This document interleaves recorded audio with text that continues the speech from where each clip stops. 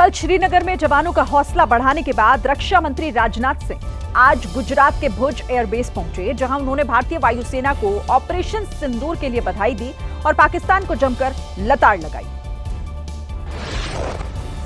जिस ऑपरेशन सिंदूर से भारत ने पाकिस्तान में तबाही मचाई, आतंक को मटिया मेट कर दिया, उसे रक्षा मंत्री राजनाथ सिंह ने शौर्य का प्रतीक बताते हुए आतंक और उसके आकाओं पर जमकर प्रहार किया। यह वो सिंदूर है जो श्रृंगार का नहीं बल्कि शौर्य का प्रतीक है। यह वह सिंदूर है जो सौंदर्य का नहीं बल्कि संकल्प का प्रतीक है। यह सिंदूर खतरे की वह लाल लकीर है जो भारत ने अब आतंकवाद के माथे पर खींच दी है।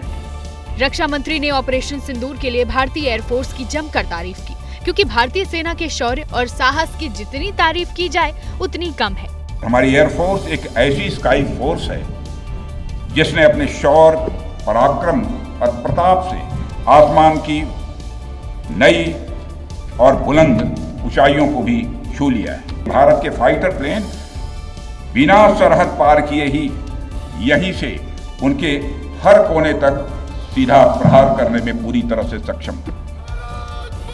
इस दौरान राजनाथ सिंह ने भुज को वीरता और विजय का प्रतीक बताया कि कैसे हर जंग में भुज ने पाकिस्तान को धूल चटाकर हिंद का डंका बजाया।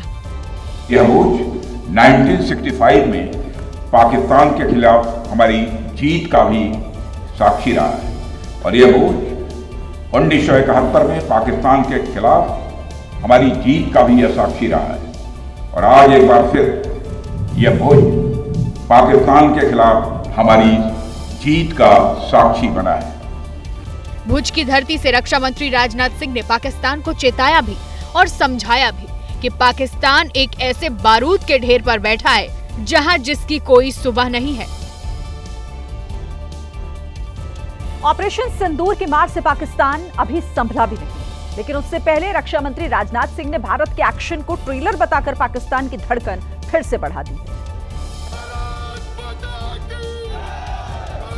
रक्षा मंत्री राजनाथ सिंह ने ये बात पाकिस्तान की सीमा से सटे भुज एयरबेस से कही, जहां वो भारतीय वायुसेना के रणबांकुरों का हौसला बढ़ाने पहुंचे थे।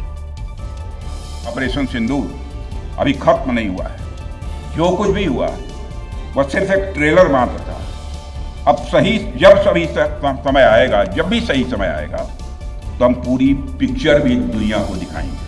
राजनाथ सिंह की इस ललकार को सुन उधर मुनीर की पजामा फौज और पाकिस्तान की शहबाज सरकार ये सोचकर परेशान है कि अगर 11 एयरबेस तबाह करना ट्रेलर था तो पिक्चर क्या होगी, क्योंकि राजनाथ सिंह यही नहीं थमे। उन्होंने यहाँ तक कह दिया कि आतंक के फन को कुचलने के लिए 23 मिनट ही काफी है।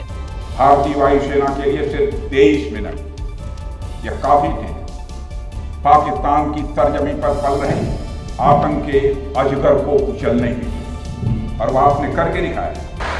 और मैं ये कहूँ तो यह कहना गलत नहीं होगा, जितनी देर में लोग नाश्ता पानी निपटाते हैं उतनी देर में आपने दुश्मनों को निपटा दिया। रक्षा मंत्री राजनाथ सिंह पूरे एक्शन में थे। वो न सिर्फ तल्ख अंदाज में बल्कि शायरी से भी पाकिस्तान को दुनिया के सामने जलील कर रहे थे। कागज का है लिबास, कागज का है लिबास, चिरागों का शहर है, चलना संभल संभल के क्योंकि तुम नशे में हो।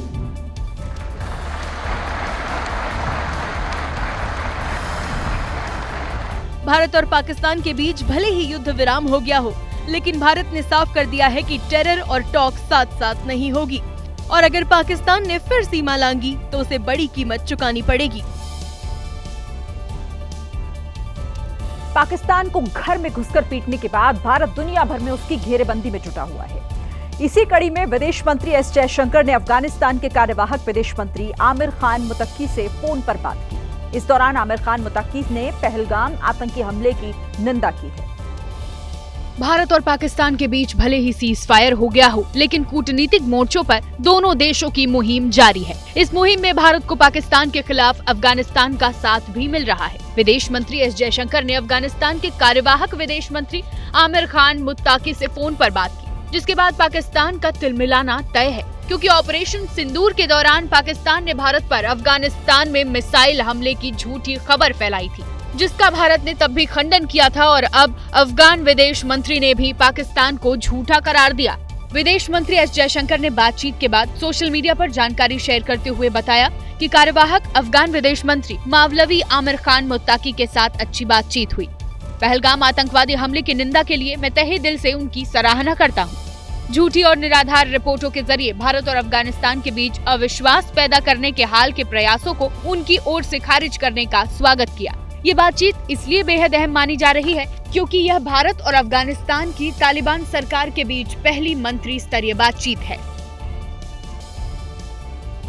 भारत सरकार ने ऑपरेशन सिंदूर पर पूरी दुनिया को सच बताने और जानकारी देने का फैसला किया है, जिससे पाकिस्तान के फेक नैरेटिव को उजागर किया जा सके। इसके लिए भारतीय सांसद कई देशों का दौरा करेंगे। इस काम में 5 से 6 सांसदों का प्रतिनिधि मंडल चुना गया है। सूत्रों के मुताबिक उनके साथ विदेश मंत्रालय के अधिकारी और सरकारी प्रतिनिधि भी जाएंगे। ये सांसद अमेरिका, ब्रिटेन, दक्षिण अफ्रीका, कतर और यूएई जैसे देशों की यात्रा करेंगे, जिसके लिए कई देशों के सांसदों से संपर्क किया गया है। सांसदों की विदेश यात्रा 22 मई के बाद शुरू होगी, जिसमें ये जानकारी पूरी दुनिया को दी जाएगी कि आखिर किस तरीके से पाकिस्तान एक बार फिर भारत के आगे पस्त हुआ है।